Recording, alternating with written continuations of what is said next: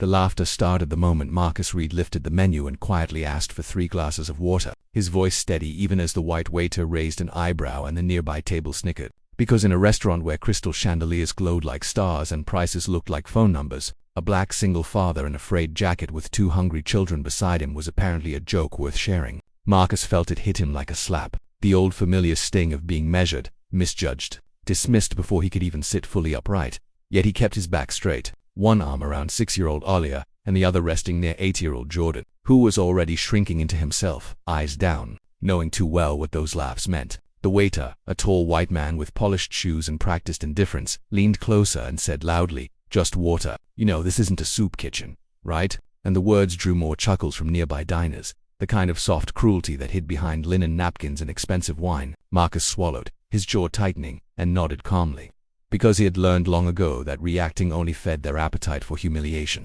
What they didn't know, what none of them could see through their narrow assumptions, was that this dinner wasn't about hunger or poverty, but about dignity, about teaching his children how to sit through storms without letting them see you bleed. Across the room, Eleanor Whitmore watched everything unfold. Her manicured fingers paused midair above her untouched entree, her sharp blue eyes narrowing not with amusement but with something colder and heavier, because as a self-made billionaire who owned half the city's skyline, she recognized cruelty when she saw it, and it stirred a memory she usually kept buried. The laughter grew louder when Jordan whispered, "Daddy, are we okay?" And Marcus smiled gently, brushing his son's hair, saying softly, "We're more than okay," though his chest burned with a mix of anger and restraint. A white couple nearby leaned over and openly stared, the woman smirking as she murmured something to her partner about people who don't belong.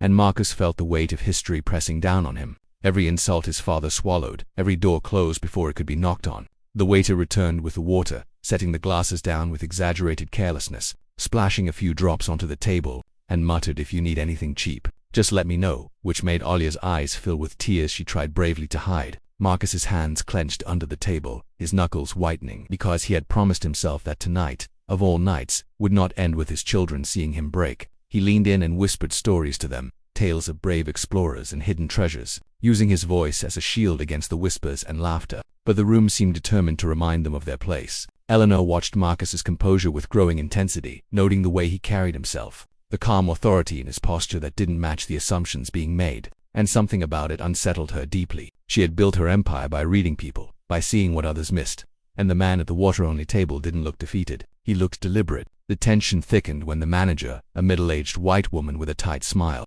approached and asked if there was a problem, her tone already implying that Marcus was the problem. And Marcus politely assured her there wasn't, that they were fine, that they were simply enjoying their evening. The manager's smile tightened further, and she glanced at Eleanor's table before saying, "We usually expect patrons to order food," and the implication hung heavy in the air. Marcus met her gaze calmly and replied, "We're paying customers, same as anyone else." And for a moment, the room seemed to hold its breath. Eleanor felt a slow burn of anger rise in her chest, because she had once been the girl no one expected anything from, the one underestimated until she crushed expectations beneath her heels. And seeing that same dismissal aimed so casually at Marcus stirred something dangerous in her. The manager sniffed and walked away, but the damage was done. The humiliation layered thick, and the whispers continued, slicing through the room like quiet knives. Marcus sipped his water, his throat dry despite it, and focused on his children's faces, silently promising them that this moment would not define them. Eleanor pushed her chair back slightly, eyes never leaving the family, her mind racing,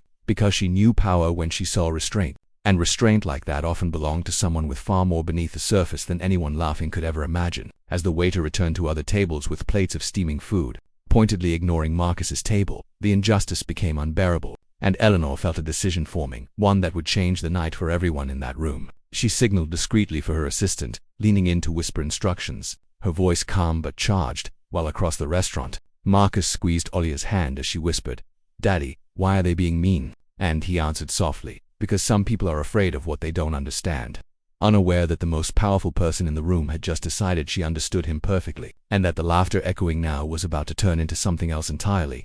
Eleanor Whitmore rose from her seat with the kind of unhurried grace that made conversations nearby falter without anyone quite knowing why, her white silk jacket catching the light as she crossed the marble floor toward Marcus's table. And the same people who had been laughing moments earlier now watched with confused curiosity, because when a billionaire moved, the room instinctively listened. Marcus noticed her approach and stiffened slightly, expecting another quiet humiliation dressed as politeness, but Eleanor stopped beside his table and looked directly at him, not past him, not over him, her gaze steady and respectful in a way that immediately disarmed him. "May I join you for a moment?" she asked, her voice calm but carrying enough authority to silence the snickers completely. And before Marcus could answer, the manager hurried over, flustered, insisting that Mrs. Whitmore didn't need to trouble herself, that everything was under control. Eleanor didn't even glance at her, instead waiting patiently for Marcus's response, and after a brief pause he nodded, pulling his chair back slightly so she could sit. The shift in the room was palpable, tension replacing mockery as diners leaned in. Sensing that something unexpected was unfolding, Eleanor introduced herself simply as Eleanor, ignoring the way the manager's face drained of color, and turned her attention to Marcus's children, smiling warmly as she asked their names and told them they had excellent table manners. A small kindness that made Olia's shoulders relaxed and Jordan lift his head for the first time since they'd arrived. Marcus thanked her quietly, still wary, still unsure what this interaction would cost him, but Eleanor surprised him by saying, "I couldn't help noticing how you were treated, and I want you to know it wasn't right." The words landed heavy, because acknowledgement itself felt rare, and Marcus felt something loosen in his chest even as the room held its breath. The waiter hovered nearby, suddenly attentive, offering menus again. But Eleanor waved him off and said, "Bring whatever they'd like, and put it on my check," her tone leaving no room for argument. Murmurs rippled through the restaurant, disbelief mixing with embarrassment, and the couple who had mocked earlier now stared into their plates. Marcus shook his head, politely refusing the offer, explaining that he'd planned this evening carefully and didn't want charity. And Eleanor's eyes flickered with something like admiration. "I respect that," she said, leaning closer, lowering her voice. "But allow me to do this as a guest, not a benefactor." The manager attempted to intervene again, stammering about policies and expectations, and Eleanor finally turned her gaze on her, cold and sharp, asking quietly, "Do you own this establishment?" The manager faltered, shaking her head, and Eleanor replied, "Then please let the owners know that I'll be calling them personally in the morning." Silence fell like a dropped curtain, because everyone knew exactly who Eleanor Whitmore was now, and what her displeasure meant. Marcus felt the weight of the moment pressing on him. The sudden reversal, dizzying, but he remained composed, thanking her again while gently asking his children what they wanted, letting them choose without fear for the first time that night. As the waiter rushed away, tripping over his own apologies, Eleanor studied Marcus more closely, asking what he did for a living, and Marcus answered honestly that he worked in logistics, that he had a mind for systems and numbers, that he used to design supply chains before taking time off to raise his kids after their mother passed. Eleanor's expression shifted subtly, interest sharpening, because that background resonated with her own early work.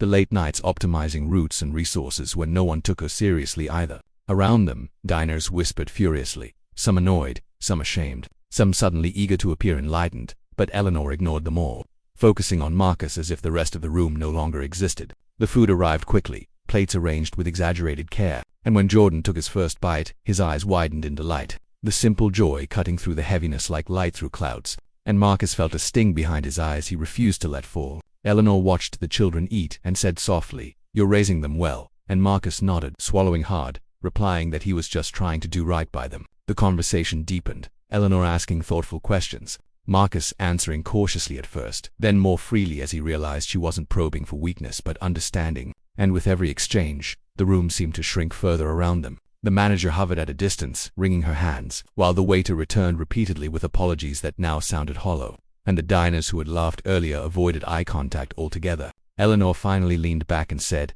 "There's something you should know," her voice low enough that only Marcus could hear. "I don't intervene like this often, but I recognize talent and I recognize character, and tonight I've seen both." Marcus felt a chill run through him, sensing the edge of something larger approaching, something that might change everything. Even as he nodded politely, unsure what response was expected, Eleanor smiled faintly and added, "This night isn't over yet," and the way she said it made the air feel charged, as if the humiliation that had weighed on Marcus was being carefully gathered, reshaped, and prepared to be returned to its source with devastating precision. The room seemed to contract around Eleanor's quiet words, and Marcus felt a strange stillness settle over him as if the night itself had paused to listen, because something in her tone suggested that the humiliation he'd endured was no longer the end of the story but the beginning of a reckoning no one else saw coming. Eleanor reached into her purse and placed a slim card on the table, not pushing it toward him yet, simply letting it exist between them like a promise, and said that earlier, while the waiter was pretending not to see them, she had asked her assistant to run a quick background check, not out of suspicion but curiosity, because people with Marcus's calm under pressure often carried histories worth knowing. Marcus stiffened slightly at that, instinctively protective, but Eleanor raised a hand gently and continued, explaining that she had learned about his work in logistics, about the innovations he'd proposed years earlier that were quietly shelved by companies, unwilling to trust a black man with vision. about the non-profit he later built to optimize supply delivery to underfunded schools, a project that saved districts millions before donors dried up and Marcus stepped back to focus on his children. As she spoke, the color drained from the manager's face again, because the staff had been listening now, drawn by the gravity in Eleanor's voice, and the diners closest leaned in, curiosity overtaking their earlier disdain. Eleanor finally slid the card toward Marcus and said, "I'm offering you a seat at my company." And the words hit like a thunderclap, because Whitmore Holdings controlled ports, shipping lanes, and global distribution networks that moved the world's economy. Marcus stared at the card without touching it, his mind racing, instinctively suspicious of offers that arrived wrapped in spectacle. But Eleanor met his gaze steadily and added, "Not charity, not optics, but partnership, because I don't need someone who looks good in a boardroom. I need someone who sees what others miss." The room erupted into whispers, some gasps escaping before people could stop themselves, and the couple who had mocked earlier now sat frozen, faces flushed with shame as the full weight of their laughter crashed down on them. The manager rushed forward, voice trembling, apologizing profusely, assuring Marcus that the staff would be retrained, that the incident didn't reflect their values. But Eleanor cut her off sharply, saying that values revealed themselves under pressure, and tonight had been very revealing indeed. Marcus finally picked up the card, his fingers steady despite the storm inside him, and thanked 92 gave the children a look, because everything he did was for them, every choice filtered through their future. And Jordan beamed up at him with unfiltered pride while Olia squeezed his hand, whispering that she knew her daddy was special. Eleanor watched that exchange with a softness few ever saw, because despite her power, or perhaps because of it, she understood how rare integrity was when no one was watching. She stood then, turning to address the room without raising her voice, stating calmly that she would be pulling her investments from the restaurant effective immediately, that she would also be making certain tonight's events were known among the circles that mattered, not as revenge but as consequence. And the silence that followed was heavier than any shout could have been. The owner, pale and sweating, emerged from the back, begging for forgiveness. But Eleanor simply nodded once and said, "Do better," before turning back to Marcus. She knelt briefly to the children's level, telling them they had handled themselves with grace, that the world would test them unfairly, but that nights like this proved why they must never shrink. And both children hugged her without hesitation, surprising everyone, including Marcus, with the sincerity of the moment. Tears glimmered in more than a few eyes now, because power had shifted so completely that the cruelty earlier seemed absurd in retrospect. Exposed for the small, fearful thing it was, Marcus stood as well, thanking Eleanor not just for the opportunity but for the respect, his voice thick but controlled, and said that, regardless of what happened next, his children had learned something invaluable tonight about dignity and perseverance. Eleanor smiled and replied that the lesson went both ways, because she had been reminded why she built her empire in the first place, not to dominate rooms but to change them. As she left, escorted by a flurry of anxious staff, the restaurant felt deflated, stripped of its pretenses, and Marcus gathered his children, taking a final look around at the people who had laughed and now couldn't meet his eyes. He walked out with his head high, the card secure in his pocket, his children chatting excitedly at his sides, and on the sidewalk beneath the city lights. He paused, inhaled deeply, and allowed himself a quiet smile, because the night that began with water glasses and whispers had ended with possibility, proof that restraint could be more powerful than rage, and that sometimes, the people who seem least important to a room are the ones capable of changing it forever.